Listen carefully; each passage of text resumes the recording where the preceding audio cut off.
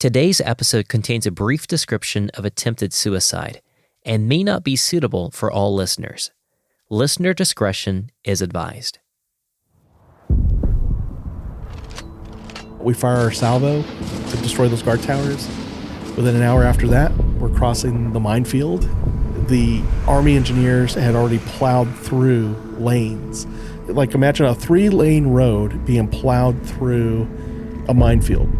We were about to drive through that at night with night vision goggles. No headlights, no spotlights, no flares. Night vision goggles, follow the vehicle in front of you. If the vehicle in front of you blows up, they went the wrong way. Don't follow them anymore.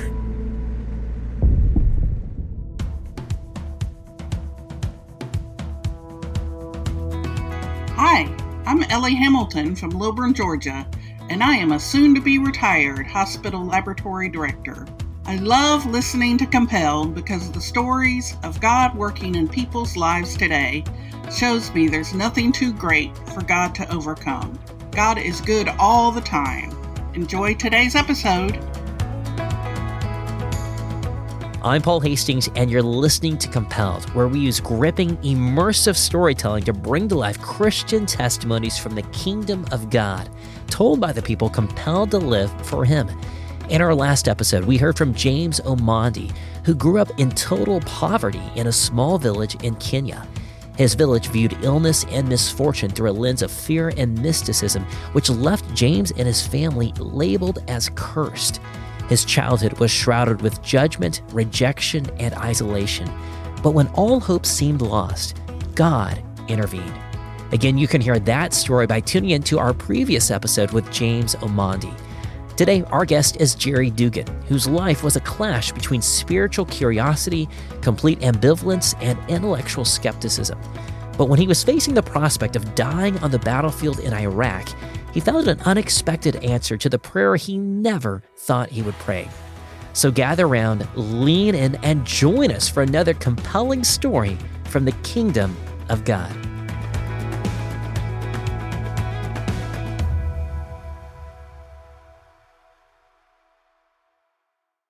I met Jerry at a Christian podcasting conference about 4 years ago.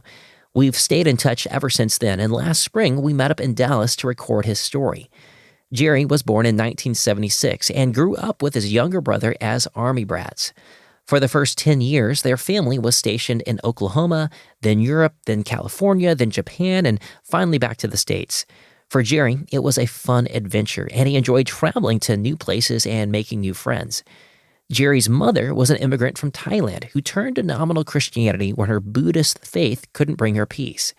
His dad was a staff sergeant who tolerated Christianity but wasn't notably religious himself. They would go to church on Easter and Christmas, but Sunday attendance wasn't part of their routine. Jerry's experiences with Christianity were mostly incidental and social. He was invited to church by friends who promised donuts after the service and the chance to play on the church playground. These visits were more about fun and snacks than faith. Church was a fun destination rather than a spiritual haven. It was about playing and coloring. And sure, Jerry heard the name Jesus a few times, but it didn't click. For the most part, God was a non-factor. And this was the life that Jerry knew. But everything was about to change. So when I'm about 11 years old, my dad gets orders to go to Germany. So he's getting restationed. And I remember he's the only one on the orders, even though he has a family. Our whole family was supposed to be on those orders to go to Germany. So he had to go no matter what. And then he would have to get us on new orders to come later once he secured housing. That's just the nature of an army that had 23 divisions to it. So yeah, he's in Germany. He's trying to get orders to bring us over, to get housing, all those things. And while that's happening, my mom's working at an officers club, I believe, on this little post. And there's some Apache helicopter pilots there on temporary duty. They're there for training exercises. And it's a small little group. This is like 1986. So the movie Top Gun had just come out. I guess anybody who flies something that goes in the air wants to be like Tom Cruise. So this group of guys saw the movie, and they just decided to add that to their game they played, which was to hook up with somebody who worked at that officers club And if they can get the woman to go out with you, even break up the family, you won the pot. And the pot was everybody's paycheck. Yeah, 6 guys put their money in, and one guy went for it, and he just tapped into every insecurity my mom had about her entire marriage with my dad.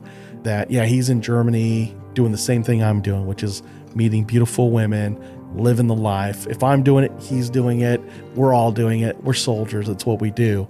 She's like, oh, I knew it. So justification to go out with this guy. Hey, we're just friends. But then it grows into more. My brother and I, we don't really know this is going on until my mom pulls us aside one morning. My dad's still in Germany. And my mom says to my brother, he's 9, I'm 11. Hey, I'm going to stay in the U.S. so I can focus on the GED because all this moving around just gets in the way. The 2 of you are going to go with your dad to Germany and you'll live with him. And I'm thinking, cool. Like, I'm not going to be under my mom's thumb anymore with all these strict rules and everything. My brother, he got away with a lot. So where my mom was strict with me, she was very lax with him. And so for me, I'm like, yes, I am free. I get to do my own thing. My dad is the cool parent. It's going to be awesome. I'm going to be able to ride my bike where I want, when I want, all those things. My brother, on the other hand, I remember him still crying over his bowl of Fruit Loops because he knows, because he had seen the guy come over, and he knows mom's not really staying behind to get an education. Mom's staying behind because there's a new dad, and he doesn't want this new guy, and he wants his mom to come with. He wants our mom to come with us. You know, to me, I'm like, yay, freedom. It's going to be guys' night every night, and get to watch TV. We get to eat in front of the TV like Americans, that kind of thing. A few months later, Jerry and his brother had moved into the on-base housing with their dad in Germany. Their first meal together was a classic bachelor-style dinner, complete with ham-spread sandwiches on paper plates. Most of the kitchenware was borrowed from the local army post, which included dull knives that had seen better days and heavily worn pans. As the weeks went by, they began to feel at home in their new setting. But the reality of what their mom had done began to take a toll on their dad. But I remember we're making our dinner, and I hear my brother scream, "Dad, stop!" And I look up, and my dad's holding a butcher's knife to his chest, and his face is red. He's crying, and he's just kind of whimpering right there, like mustering the courage to drive the knife in. And at the same time, he can't, because my brother and I are right there. And my brother just yelled at him, "Stop," like to remind him, like, we are here. And as soon as I see what's going on, I echo the same thing and kind of yelling like, "Dad, what are you doing? Put that down." And he doesn't really put the knife down, but you can see that he's kind of letting go of it a little bit. And so we rush in, we grab the knife, we hug him, he's crying. And then it hits me. This is my dad's world. My mom left my dad. My mom's decision is impacting my dad in this way. And, shame on my mom for doing that. This is 11-year-old me kind of bringing all this together.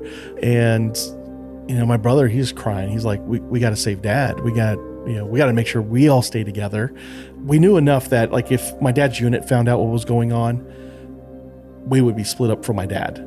And we thought we would wind up back at my mom's.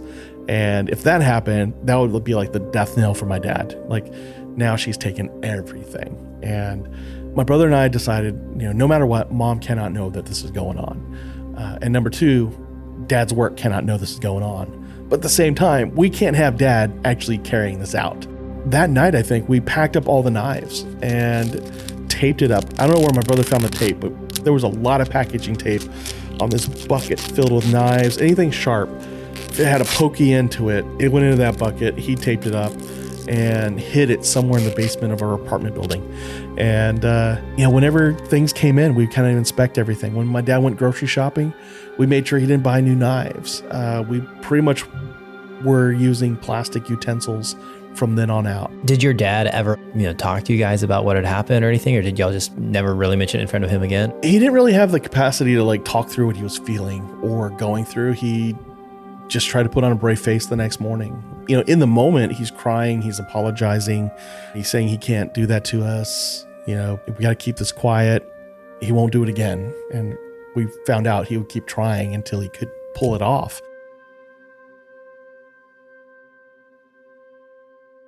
All of this secrecy was resting on the shoulders of Jerry and his younger brother, who were just kids. When their dad would get home after work, one of them was always there by his side, keeping watch. They couldn't let their new friends know what was going on, and instead made up excuses for why they couldn't both hang out at the same time, saying things like, "Oh, I'm really hooked on this TV show," or "I've got plans to go do this or that with my dad." They thought every safeguard was in place, but unfortunately, they'd learned that their efforts might not be enough. I remember we were watching TV together in the living room, and he was tired. He says, "Hey, I'm going to go ahead and take a nap." I'm like, "Okay, cool." I'm still watching my show on TV. He goes to his room, and he's really quiet. My dad's a snorer, and I realize I don't hear him snoring. And then I turn around, and the door to the hallway is closed. And we had a rule, like one of the many rules we had was my dad can never be behind a closed door. The doors always have to be open. And if he's got to close the door, one of us is in the room with him. And the hallway door was closed. I was like, my dad, he knows better. So I got up, opened the hallway door, and I looked down the hallway, and his door to his bedroom was closed. He knows he's not supposed to close these doors. Why did he close the doors? So I frantically run to the room. I open the door, and as soon as I look in the room, he is hanging off a closet door, and his face is purple, and at his feet is the kitchen stool that my brother and I would use because we're little. Turns out that's why we couldn't find it that day, because my dad had it in his room. And I remember standing on the stool trying to pick him up, and he wasn't budging. He's a grown man at like 5'8", and I'm like 4 something, and I barely weigh 100 pounds, if that. I think I'm more like at 90, 95 pounds, and so I can't budge him for anything. And I'm just screaming at him to wake up, stand up, trying to put his feet under the stool, like anything to get his face from being purple. And I remember screaming out, "Please no, God no." And around that time, the clip, so it was a lanyard that, if you don't know what a lanyard is, it's just this cord that goes from your shoulder to the butt of your pistol. So that's what he had. It was part of his uniform, because we had anything that was a rope or could be used as a tie, we got rid of. We threw away our garden hose because, one, we didn't need it, but two, we didn't want him to use it. So it was like, how did he get this? Well, it turned out to be a lanyard from his dress uniform, and he used that, and the clip on that lanyard broke just as I yelled, "God, please no." And that snapped. He fell to the floor. There was a loud grunt. Some foam came out of his mouth. And I remember just being in shock, being horrified. Rather than check on him, I run out of the room screaming. I don't go out the front door because the front door locked from the outside, so I couldn't get in, and I didn't have time to grab the keys. So we're on the first floor. I went out the balcony door, jumped off the balcony, and I searched our whole neighborhood to find my brother. And I didn't have to go too far, but my brother sees me crying. He's like, "What's wrong?" And I said, "Dad's dead." And I'm screaming, "Dad's dead!" And like, I didn't care who heard this. And our friends are kind of looking at us like, "What?" And so my brother, he sprints back to the home. I follow him. I'm like shooken up. My brother had gotten a damp cloth, and he's kind of nursing my dad back to consciousness. And my dad's conscious, like he's crying. And, I hug my dad, and he's apologizing like he always has, but he's letting us know. And it sounded different for the first time in these months. It's different. Like, he really isn't going to try this again. For whatever reason, he knew the moment he hung himself that he'd made a mistake, and he couldn't do anything about it. He passed out. So that scared him. And he realized what was really at stake if he pulled this off. And we were kind of mad at him. We're like, "Look, we got each other, and we got to stick together. You cannot do this anymore. Dad's got to go to work the next day, and he's got a problem." The lanyard left a distinct red line across his father's neck, tracing directly over the windpipe. Uniform standards were non-negotiable, which meant that this mark was impossible to conceal. So Jerry's father went about his day at work, hoping to keep a low profile until the mark faded away. But of course, his platoon sergeant noticed, and eventually everything came out, which of course was a good thing. Jerry's father was finally going to receive the help that he needed.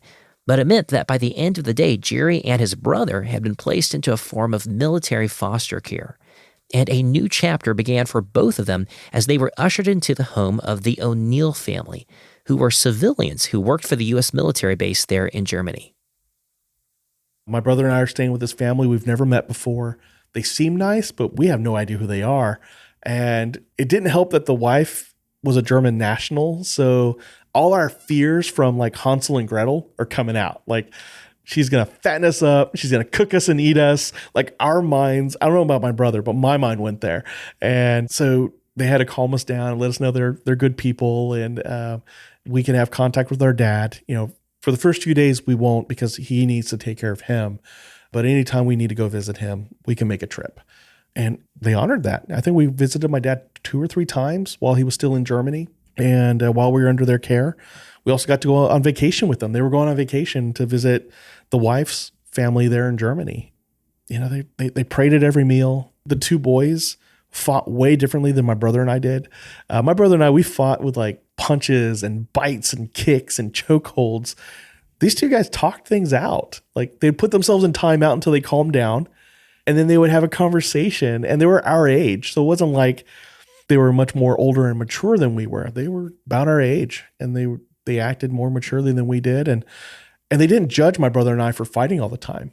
They would put us in timeout. The parents would put us in timeout, and then they would talk us down. And I'm like, this is so weird.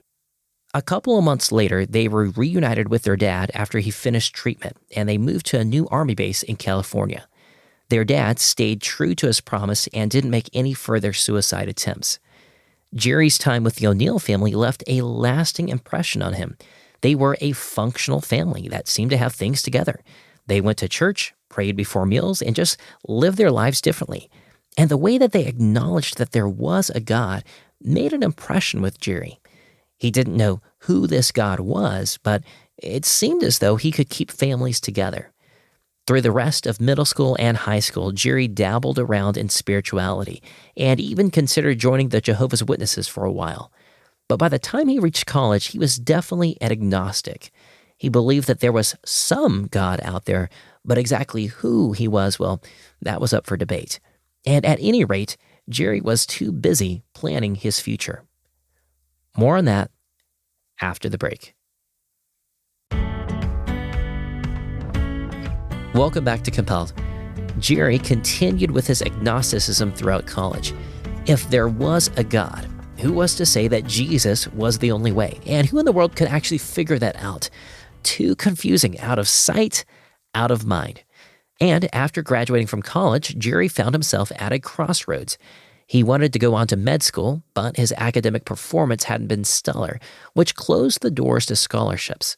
Plus, he had reached the limits of his student loan options. But Jerry was a man of action and promptly joined the Army, not because he envisioned an entire career in the military, but just so that he could go get medical training and experience. The Army would be his pathway to a future in medicine. By 1999, he was stationed in Germany, and his first deployment was to Kosovo, where he saw some limited combat. And when he got back to Germany 7 months later, he was set on living it up. First person I meet off the bus back at my home station in Germany is a brand new soldier named Olivia Morales. And she says, "Hey, cute glasses." I'm like, "Oh, thanks." It turns out we're wearing the same unisex glasses. And she's just really nice. Not your typical like Army soldier that talks about drinking and sex. Like, she had more interests beyond that. And I thought, wow, she's really cute. And then they were like, well, you know, she's getting married. I'm like, oh, that's sad because she's really cute. And they said, well, she's also pregnant. That's why she's getting married. First sergeant's doing a shotgun wedding. I'm like, can he do that? No. But he's doing it? Yeah, he's getting away with it somehow. But then that kind of broke my heart. Like, she seemed like somebody who had a lot ahead of her. And like, now she was having to conform to this different life. 3 months later, I found out that she was never going to get married to this guy anyway because she didn't like him and they had been broken up. And I was assigned to be her mentor because up to this point, she was brand new. I was the closest thing we had to a war veteran because 9/11 didn't happen yet. And I was supposed to teach her everything I learned in Kosovo, which took a week to do. I was like, I'm out of stuff. So for the next 3 months, I'm looking up things. I'm looking up field manuals, to teach her things that would sound like we did this in a deployment. I would tell her stories. I would tell her war stories. I talked about a book I read, Black Hawk Down. I was telling her that, and she ate it all up. So when I finally asked her out, and she's like, what took you so long? And I'm like, what do you mean? She's like, I've been dropping hints for like 3 months. I'm like, really? Like what? And she said, do you really think I wanted to hear about how to set up a field antenna for the radio? I was like, you ate that up. I stretched that thing out for an hour. She goes, yeah, that was so boring. Of course, fell in love with her. We started dating. And how many months pregnant was she at that point? 4 months pregnant by the time she and I started dating. And that was something I had also known. Like, if we start dating, like, this goes instantly serious. We got to navigate her being a mother. What's my role in this? It's whatever she wants me to be. So I can't just claim I'm the dad. Woo! That wasn't my child to claim that. But yeah, I was with her so much that the doctors thought my last name was Morales. So the German doctors would call me Mr. Morales, and I never corrected them, even though I had my uniform that said Dugan. We just got a good kick out of that. And yeah, Jacob was born. I proposed to Liv maybe a month after that. But between the baby's birth and Jerry's proposal, the 9/11 attacks on the Twin Towers in New York City happened. The United States was reeling from the terrorist attacks, and the troops, including Jerry, were summoned back to the U.S. to prepare for what might happen next. Jerry and Olivia were quickly married, and like many other couples after the terror attacks, sought solace in religion. Jerry was still agnostic and didn't think it was necessary. But since he wanted to please Olivia, he didn't push back as they visited some local churches. Olivia completed her service in the military and then transitioned out of the Army.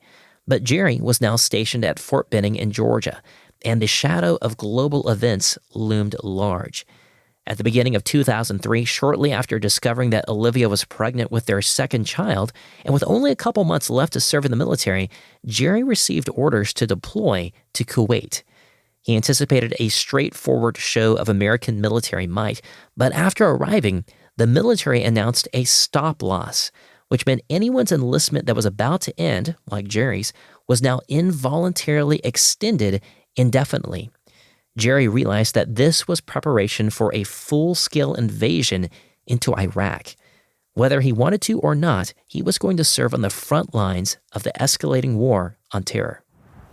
I remember trying to call home, and the way that the phone tents worked, you had 10 minutes to make a call, whether you got through or not. And the connections were shoddy. Like, I remember spending like 9 minutes, hang up, pick up, hang up, pick up, hang up, pick up. And it was on the 9th minute, I finally got a signal. I finally got to dial through, got a connection. Olivia's on the other line, and this guy taps me on the shoulder, and he's like, hey, bro, when you're done, don't hang up.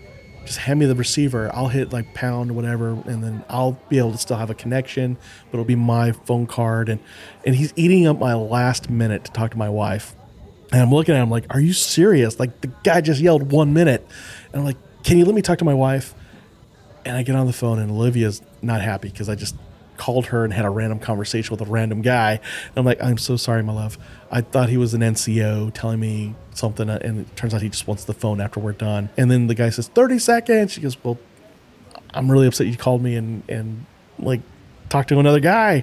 And I'm like, I'm sorry. And the guy's like, 10 seconds. I'm like, all right, I got 10 seconds. We just got stop lost, and we're leaving the camp, and I don't know when I get to talk to you again.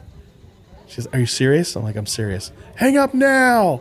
And I look at the guy who was like, oh yeah, you gonna hook me up? And I was like, click. I was like, I shoulder bumped him, and again, not a Christian and not a very loving person here. I was very mad because I'm thinking in my head, we're going to war. You don't stop loss unless you're going to war. It's just not something, it's too expensive to do. So March 19th rolls around. I never got to talk to Liv before the war kicked off. After that one phone call where I had 10 seconds to tell her what happened, and we're getting our briefings, our rules of engagement, the plan of attack. So I was in an artillery unit. So the king of battle, like one artillery round will blow up a football field. And we went through the plan, at this time, the entire battalion is going to fire a battalion 18, meaning each cannon. So there were 18 cannons. Each one was going to fire 18 rounds each to hit a series of guard towers along the border. So I was thinking, I'm doing the math. I'm like 18 times 18. How many rounds are going out? How many football fields are we about to wipe out? And they're like, and then when we're done with that, we're going to get in our vehicles and we're going to drive out to one of these 4 or 5 lanes that are about 3 lanes wide. And you're going to drive through a minefield. A minefield. Alive, been around since 1991 minefield. But before all that happened, we were told to suit up, get your chemical suits on. Scud missiles are flying overhead, hitting the camp where we used to stay. Because this is return fire coming back from Iraq. I guess so, because our Air Force and Navy started attacking Baghdad already. And I didn't know that. But we're seeing the Scud missiles flying in retaliation overhead back to where we used to be. And we're like, haha, suckers. But at the same time, we're like, kind of eerie. They knew exactly where our camps were and did their best to shoot back at them. But as we're getting ready, we're getting our chemical suits on, we're changing. Everybody's kind of scared. And kind of like in the movies, like you see before they go into battle, everybody kind of like writes their last letter home and gives it to their best friends. Says, if anything happens to me, mail this to my wife. And it was always like foreshadowing that guy's going to die. Because they totally showed us that guy wrote a letter, gave it to his best friend to send home if something happens. And the best friend's like, oh, baloney, you're going to tear this up or you're going to tell her yourself. And it turns out, no, the guy dies. Well, one of my guys gave me his letter just in case. And I wanted to do the same thing. Like, oh, no, you're going to tell her yourself. But he was like, no. And I put it in my pocket. And he was like, do you have one for me? I was like, no. And I did that because the guy was my soldier. I didn't want to freak him out by thinking I'm going to die and you're going to be on your own. So to reassure him, I told him, no, I don't believe in doing that. And I was like, but I still need to let my wife know I loved her. I haven't talked to her since those 10 seconds a month ago. And so I wrote a letter. It was my farewell letter. So I just wanted her to know I loved her. I was always thinking about her, that I love our son, that I love our daughter who hasn't been born yet. I'm writing my letter to them, which in my mind is going to be the last one that I can physically mail off. But I don't want to freak them out. I don't want them to think, in case I die, I want you to know this, this, and this. I just say it. Like, Olivia, I love you so much. I've loved you, since before we even started dating. Jacob, you're always my boy. You've been my son before you were born. I've always seen myself as your dad, and I'm honored to be your dad. And I can't wait to see you again. And Emma, we haven't met yet, but I can't wait till we do. I imagine you're going to drag me off to ballet. You're going to drag, whatever it was I said in the letter. And then I folded it, put it in the envelope. I've written my letter. I get my uniform on. And I remember wondering if I covered all my bases. And it's just on my heart. Just in case God is real, I better make a deal with this guy. And so I didn't put my hands together like in the movies. I didn't get on my knees. And I just opened up with, God, if you're real, you'll replace me with somebody who's going to love my wife better than I did. Somebody who's going to raise my children as if they were his own and help them become the people that they have the potential to become. And that's all I got. And that was my prayer. I didn't know that was a prayer, but that's what I said. God, if you're real, you will do this, you will do this. And that's all I got for you. You're not even like, please do this. You're just like, no, you will do this. If you're real, you will prove it to me by doing this. And a couple hours after that, we fire our salvo to destroy those guard towers. Within an hour after that, we're crossing the minefield. The Army engineers had already plowed through lanes. Like, imagine a 3-lane road being plowed through a minefield. We were about to drive through that at night with night vision goggles. No headlights, no spotlights, no flares. Night vision goggles, follow the vehicle in front of you. If the vehicle in front of you blows up, they went the wrong way. Don't follow them anymore. and also don't get on the radio because you're in the middle of a minefield. You might set off the mines. So it was, and they were marked. I mean, they had things we could see with night vision that you couldn't see to the naked eye. But you're still thinking about it though. Like, do I trust the guy driving the vehicle in front of me? And you start peering your head around to see if you can see the vehicle in front of them and the vehicle in front of them. Like, that was our night driving through these lanes.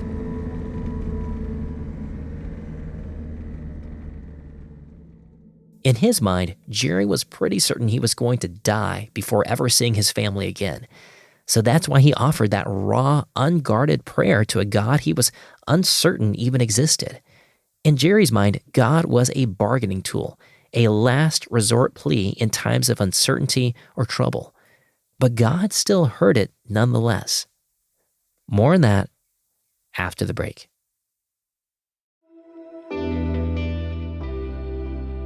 Welcome back to Compelled. Jerry and his unit arrived safely in Baghdad. Everyone was relieved when U.S. casualties were significantly lower than expected, at just around 200, which was in stark contrast to the predictions. In Jerry's unit, they sustained a few injuries, but fortunately, no loss of life. A few days later, their mission shifted as Jerry's unit was assigned to guard a makeshift military compound. On paper, it sounded easy since the official Iraqi military forces had surrendered. But things were already dicey. Rampant looting broke out across the entire city, and drive-by shootings at American troops were common. Everyone was on edge. Jerry had always thought of himself as a good guy and wasn't prepared to discover that as the paranoia ramped up, that actually a monster lurked inside. We got this big compound and we only got like 30 or 40 guys to guard the whole thing. So we got people like breaking into our compound to steal what turned out to be aluminum rods. Before the war, the aluminum rods would be made into missiles. After the war, those aluminum rods could be sold on the black market and provide enough money for a family to live off of for a year. We didn't know that. We thought they were coming in to get us, but we couldn't kill them because they were unarmed civilians. We were able to identify them and say, okay, physically they're not going to kill us right now, but we also need to send the message not to come in here. So we would do things like strip the men down, set their clothes on fire, and send them off into the street naked. We would take their money even and burn that. Like, we don't want your stuff. We will burn it right here. We'll burn it all to the ground. Stay out of our compound. In fact, fix the hole in our wall that you just made. And this is us yelling at them in English, them not understanding because, they speak Arabic. But I remember one day, it was the day actually when my daughter was going to be born, because I got the Red Cross message, or the letter came in, and I read it, and it was my wife telling me that Emma was going to be born on a specific date. And I was like, that's today. And the specific time, because it was going to be a delivery by C-section. So this is Emma's birthday. And I look out my window and there's some looters in the compound again. I'm like, oh man. So I grab my weapon, grab my gear. I run out there. For some reason, I'm like even angrier now. So here's this guy on my daughter's day of birth, breaking into my compound. And I recognize these guys because we were kind of kicking out the same people over and over again after a while. I remember running out there and breaking the guy's ribs with my boot. And I know I broke his ribs because I heard the snap. I was Mr. Monster. Like, they truly thought I was going to beat that guy to death. And I was like telling the guys to fix the wall. He's going to watch, and just listening to him with his labored breathing. It still, haunts me from time to time. And then when it was all said and done, we stripped them down, burned their clothes, and had all these guys, it was like 6 of them, walk out naked through the front gate to the highway. They came in through the back of the compound. I made them walk out the front. Later that day, defense agency showed up. They were there to inspect the compound, but in that they found like a big giant rocket pod that was being set up to be an IED, improvised explosive device, to catch my buddy and I when we're going through the buildings to clear them. So they're like, hey, is this new? And we're like, yeah, that's brand new. That wasn't there yesterday. So they called an EOD to defuse that and get it out of there. And then later that day, there was a family that had come in. So father, son, daughter, and mother. And chased a bunch of looters out. They stopped. And I remember stripping down the father and the son. But the wife was just crying, please don't hurt. She didn't say it in English, but you could tell, like, don't hurt my family. And here we are just doing what we've been doing, strip them down, burn their clothes, burn their money. And there were other guys I had caught, and I have these guys who are naked rebuilding the breach that they just created. And I remember this soldier walking up to me. He was brand new to the unit before we rolled into Iraq. Young guy, fresh out of high school, probably about 19 years old. He walks up to me and he just calmly asks, hey, Sergeant, what's up with their clothes? And I'm blown away he's even asking me. Like, what do you mean? I'm pulling security. It's just me. And he goes, but what's up with their clothes? Like, why did you have to strip them? Like, what are you doing? And I'm just mad that he's questioning me. Like, why aren't you helping me instead?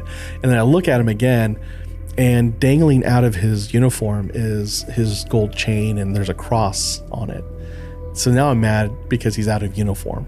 In my mind, that's the thing I'm fixated on, is like, why is he letting his jewelry dangle outside of his uniform? He needs to tuck that in and help me. And so I wind up blurting out to him, look, you can either help me make sure these guys fix the wall, or you can help them fix my wall for me. Which one do you want to do? So I gave him 2 choices. God gave him a third choice, and he went with that. And that was, Sergeant, I'm going to go back to my area. And he just quietly walked away, just as quietly as he walked up. And there was like a look of disappointment. You know, it was just like disappointment that I didn't change what I was doing and the way I responded to him. That's what I thought.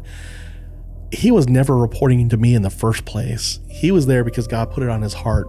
Go talk to that man and ask him what he's doing.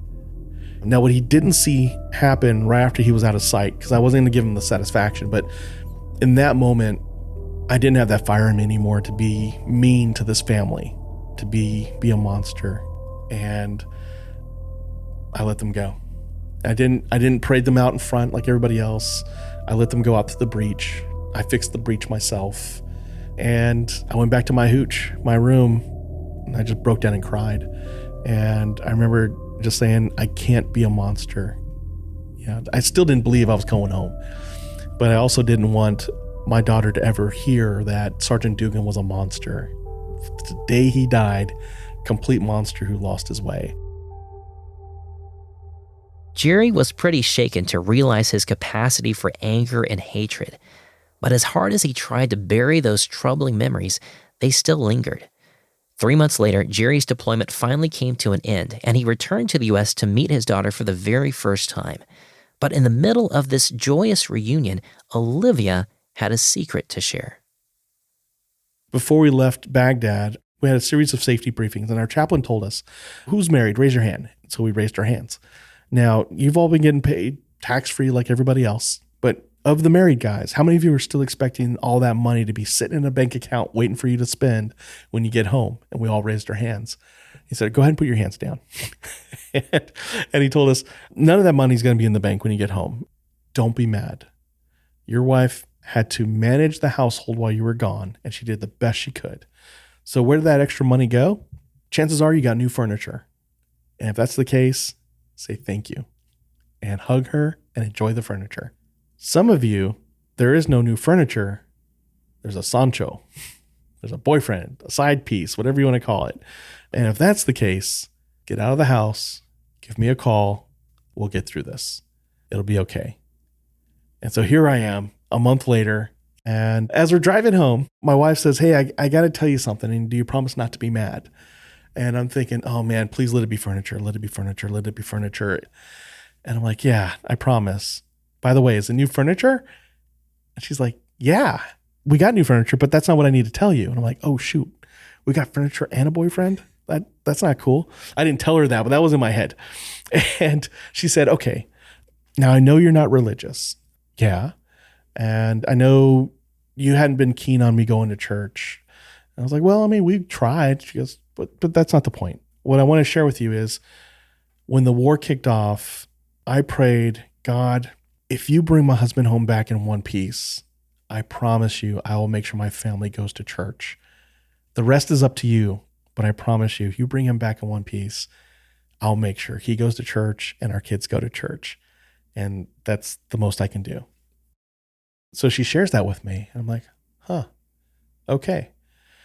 And I see that she's teary-eyed. She's just shared this with me. She's scared that I'm going to be like scoffing at her or making fun of her. And I just have this peace of mind in a sense. And I'm like, I mean, if you made a deal with God, I can't make you a liar to the God you believe in.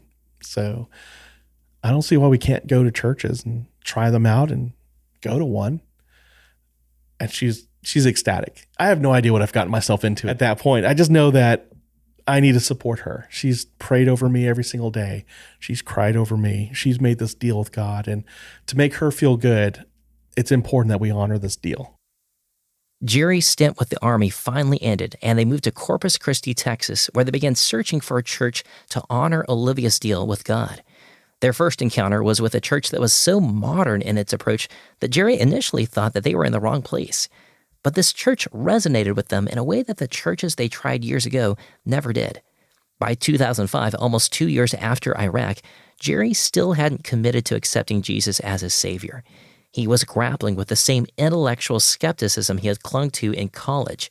But the difference was that now he was engaging with faith in ways he hadn't anticipated. Here I am at 27 years old, still saying the same things, but I'm going to small group. I am sitting in church every Sunday.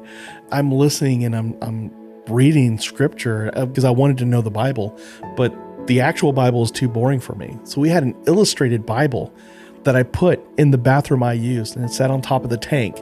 And I would read that while I was in the bathroom. And that's how I learned of the stories that drive the Bible. So like I understood Joseph because of that illustrated Bible. I understood the connection between the Old Testament and Jesus Christ and the New Testament. And I was like, oh, this is what we used to do to screw things up. This is how he fixed it all. I'm like, what? This makes so much more sense. Why didn't I have this book when I was like 9 or 7 or even 11? Like, where's this book been? We had another illustrated Bible that did not go in the bathroom that we kept in our kids' room. And they would have me read that to them at night, every night, and act it out. So here I am to fulfill a promise my wife made to God, reading Bible stories to my children every night in an entertaining way. They had high standards. It was so mean. I had to act out God and like, let there be light, like, and then there was light. And it was just like, I had to act that out. And I think I gave Noah a high pitched voice. I don't know why, but Noah had a little loopy Mike Tyson type of voice. But they loved hearing me tell them the stories from the Bible. And then I had my own comic book Bible that I kept in the bathroom. And so late 2005, our pastor's on stage. He's doing the same prayer he does at the end of every service, calling people to receive Jesus as their Savior. And he changes it up. And I'm sitting here thinking, like, while he's doing the prayer, like, man, I wonder if it's time to take the plunge. Like, what am I getting into? Like, do I sign up? Like, is there a club I have to join? Is there a secret hand? Like, all these thoughts are going through my head. And while I'm thinking all this, my pastor says in his prayer, and God's put it on my heart to say right now, and I'm sitting in the very back of the room, God's put it on my heart to say right now, it's time to stop dipping your toe in the water and take the plunge. And when I heard him say take the plunge, I'm like, he is spying on us. There's no way. Like, how is he in my head? Time to stop dipping your toe in the water and take the plunge. You know what you're getting into. So just go for it. Let him transform your life. And I was like, let's go for it. That's when I said that prayer to receive Jesus as my Savior was in 2005. And I think the week after was baptism week. So my wife and I got baptized together. Jerry knew that his life would never be the same. And it wasn't. Sure, he still had problems. He wasn't perfect. But God was at work, sanctifying and changing him daily. But it wasn't until a couple years later when Jerry came face to face with the realization that the words of Proverbs 16:9 were painted all across the canvas of his life, that the heart of man plans his way, but the Lord establishes his steps. I'm in a men's Bible study group in 2007, so 2 years after I received Jesus. And we're on, I think, Romans, where we're talking about renewing our mind every day. And my pastor's dad pops in, and he's the one that brings up, when we become followers in Christ, we become a new creation. We're still us. The sin's kind of wiped away, but now God's building inside of us to be better than we were before. Purified through Jesus, all these things. And just the words of like rebirth kept coming up. Like they kept talking about rebirth this, rebirth that. Yeah. You die to your old self and you become this new born creation. And I'm like, oh, wow, this sounds so cool. And while I'm like nodding along, soaking it in, a voice pops into my head. And it was my voice. And it's, God, if you're real, you will replace me with somebody who will love my wife better than I did and raise my children as if they were his own. It just hit me like right then and there. I did die. I did die in the desert. That moment that kid walked up to me and asked me what I was doing, and I gave up being that mean, ferocious monster. that was the start of it. Without even realizing that was the start of it, it was like, boom, like my mind went back 4 years to that moment. Then it went back to when I was 11 and my dad had come to after I said, God, please no. And something my dad had told me after he got out of the Army was that when he was going through his final physical, the physician who was looking at his x-rays, because they check your whole body out. It's like, yeah, we taxed your body for 20 years. We got to figure out how much we owe you for the rest of your life. And so the doctor asks my dad, how are we having a conversation? And my dad's like, you're talking, I'm answering. Like, that's how we're having a conversation. He said, no, take a look at this. And he puts an x-ray up of my dad's neck. And he says, you see that scar tissue here and here? He said, yeah, did you ever break your neck there? He goes, yeah, I broke it when in 1986 or 7, whatever it was. He goes, that's the part of the neck that if you break that, you're dead. And my dad's like, I mean, my son thought I was dead. And then I wasn't. And he goes, you're a miracle. And so that conversation pops into my head at this taqueria at 7 a.m. while these guys are talking about rebirth. And then the foster family being a plant to show us a different way. My friends and like all these different things of like the father figures in my life, including my own dad. I put all those in place for you. And I just started bawling my eyes out. Like I've got like a taco on my plate and empty cup of coffee, and all these guys are still talking. And I just start blubbering like an idiot. No context to them. Like I wasn't in the conversation talking with them. So there was nothing that would come out of my mouth to let them say, that's why he's crying. I just start randomly crying at the table. And I could barely tell them, I am Jello, guys. I can't contribute right now. And I forgot who took over, but somebody else took over the group. I just stayed there kind of crying at the table, shuddering. The waitress thought I just needed more coffee, so she came and filled my coffee and asked if I needed anything else. And we kind of wrapped up, and I was like, I just got to go home, guys. Thank you so much. And then the following week, I was able to kind of follow up with them and tell them this was what was going on inside of me while you were having that conversation.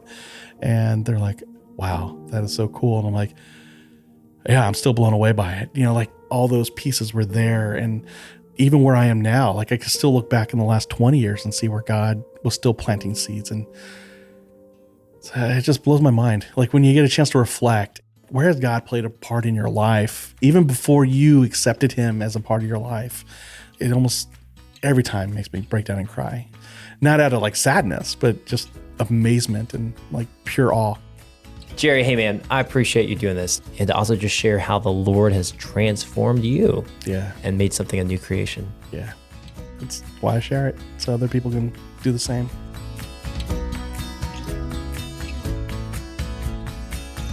One of the things that struck me about Jerry's story is how just before the Iraq invasion, he offers this last-minute, half-baked prayer to a God he wasn't even sure existed.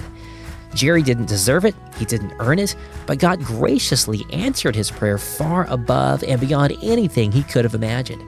After coming to Christ, Jerry was a new man. His wife did get a new husband who would love her much better than the old Jerry ever could have. And his kids did get a new father who could love them more deeply than the old Jerry ever could have. And that's who our God is. And perhaps it gives us some deeper appreciation to 2 Corinthians 5:17, which says, "Therefore, if anyone is in Christ, he is a new creation. The old has passed away. Behold, the new has come." Changing your behavior doesn't make you a Christian. But when you become a Christian, your old sinful desires fade away as God shapes a new you through the lifelong process of sanctification. Today, Jerry and his wife live in Dallas, where he helps small business owners develop their leadership and communication skills through comprehensive assessments, goal setting, and coaching through his company BTR Impact. He's also the host of the Beyond the Rut podcast, which helps servant leaders learn how to better balance their lives. You can learn more at beyondtherut.com or by visiting our show notes at compelledpodcast.com, where we'll include links to Jerry's websites and several behind-the-scenes photos from Jerry's time in Iraq. If you know someone who would be blessed by Jerry's story, then please take 30 seconds and send it to them. And if you'd like to help us create more stories just like this one, then consider joining Compelled as a monthly partner and get early access to every episode 1 week early ahead of time. Get started at compelledpodcast.com/donate. Today's episode was edited by Will Jackson, story editing by Atlee Nugent, sound engineering by Zach Fowler, and our associate producer is my dear wife, Sarah Hastings. Stay tuned for a sneak peek from next week's story with Courtney Bruchetta. Courtney was trapped in a web of addiction and secrecy. She wrestled daily with pornography and the guilt of living a double life.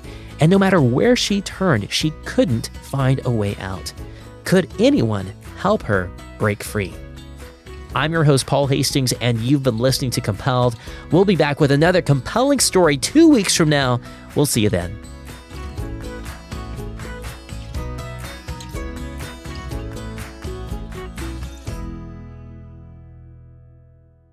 But I remember wrestling so much in my room because my roommate beside me had her Bible on the nightstand, and I would look over and then look at my text. And I would look over and then look at my text. I'm I don't want to do this. I don't, because I could tell the shift was something that could potentially lead to something that I didn't want to actually do, but I chose otherwise.